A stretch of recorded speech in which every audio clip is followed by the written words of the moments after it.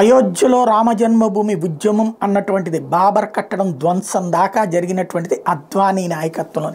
అద్వానీ రథయాత్రప్పుడే బాబర్కి సంబంధించినటువంటి ఆ నిర్మాణానికి చెక్ పెట్టడం ప్రారంభమైంది.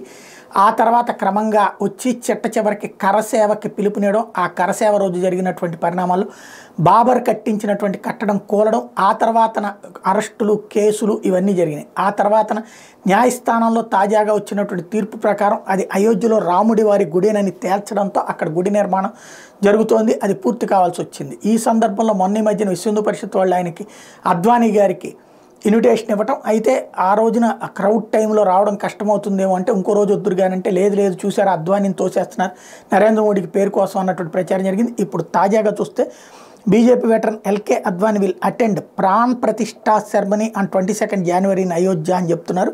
ఆయన అటెండ్ అవుతారని చెప్తున్నారు. ఎంతవరకు వాస్తవమో తేలాల్సి ఉంది.